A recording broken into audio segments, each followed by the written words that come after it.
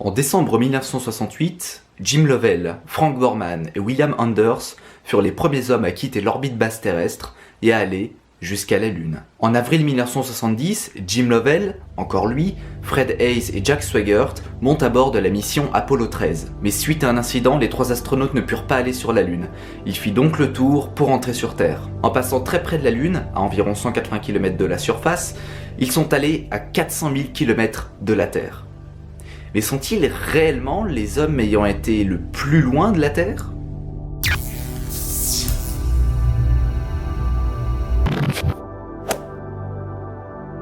Il existe tout un tas de records spatiaux plus incroyables les uns que les autres. J'avais parlé dans ma dernière vidéo du premier amarrage dans l'espace, les missions Gemini 7 et 8 en 1965 et 1966 de la NASA. Par exemple, les premiers animaux à être allés dans l'espace, ce sont des mouches qui sont entrées dans une fusée V2 en 1947 lancée par les Américains.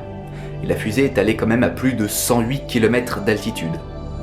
Et on a récupéré les mouches vivantes. Des animaux ont aussi fait le tour de la Lune, comme des humains. La sonde soviétique Zond 5 a fait le tour de la Lune dans les années 1960 avec 2 tortues, des plantes et des bactéries à son bord. Et eux aussi, ils sont rentrés vivants. Durant la mission Apollo 10, les astronautes Stafford, Young et Cernan ont atteint la vitesse de 39 900 km/h. Ce sont actuellement les hommes ayant subi la vitesse la plus rapide de tous les temps.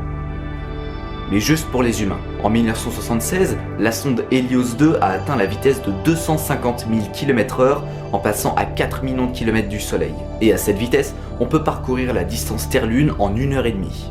La sonde Voyager 1 a commencé sa mission en 1976 et est actuellement à plus de 20 milliards de kilomètres de la Terre. C'est actuellement l'objet le plus loin construit par l'homme. Avec cela, la sonde Huygens de l'Agence spatiale européenne, l'ESA, s'est posée sur la Lune de Saturne, Titan, en janvier 2005.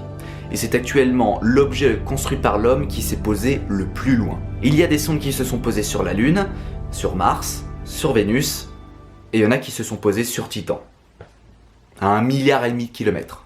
Et dans tout ça alors, qui est l'homme ayant été le plus loin de la Terre ?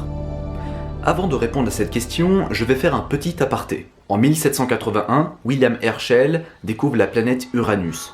Uranus est assez particulière car elle n'a pas été découverte dans l'Antiquité, comparée aux autres planètes du système solaire connues à l'époque. Mercure, Vénus, Mars, Jupiter et Saturne. Au milieu du 19e siècle, beaucoup d'astronomes se demandent quelle est la cause des perturbations gravitationnelles d'Uranus. Quelques années plus tard, ils découvrent la planète Neptune. Fin de l'aparté. À la fin du 19e siècle, Percival Lowell, homme d'affaires et astronome amateur en son temps, veut montrer que les canaux martiens découverts par Schiaparelli quelques années plus tôt sont des canaux artificiels et qu'il s'agit là d'une race extraterrestre martienne. Alors qu'il se fait violemment rejeter par la communauté scientifique qui ne croit pas du tout à ces théories, il se demande quelle est la cause des perturbations gravitationnelles de Neptune. Et donc il va se mettre en quête de trouver une mystérieuse planète répondant à ces perturbations gravitationnelles, qu'il nommera la planète X.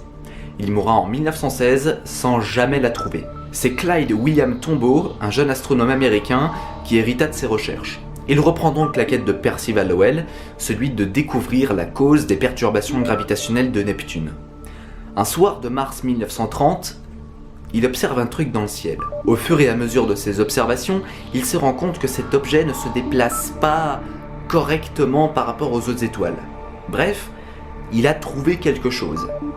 Et quand il calcule les coordonnées, il se viande. Ce qu'il voit là, ça n'est pas la planète X, mais c'en est une autre. Et il nomme ainsi cette planète Pluton, en hommage à Hadès, dieu des morts et des enfers dans la mythologie grecque. Pluton, c'est l'équivalent romain de ce dieu, et donc il appelle Pluton. Cela fait seulement 86 ans qu'on a découvert cette planète, qui est maintenant aujourd'hui classifiée comme une planète naine. Et pour la petite anecdote marrante, quand l'Union internationale d'astronomie a déclaré en 2006 que Pluton ne devait plus être une planète, mais une planète naine, car elle ne répondait pas à toutes les caractéristiques d'une planète, la plupart des Américains dans l'Union ont rejeté cette décision. Pourquoi ? Parce que Pluton est la seule planète à avoir été découverte par un Américain. En janvier 2006, la sonde New Horizons décolle de Cap Canaveral aux USA pour aller vers Pluton et prendre des clichés de haute qualité. En juillet 2015, 9 ans après son départ, New Horizons arrive enfin à destination. Et si je vous parle de tout ça, c'est qu'à l'intérieur de la sonde réside une petite boîte possédant une partie des cendres de Clyde Tombaugh, qui ce dernier est mort en 1997.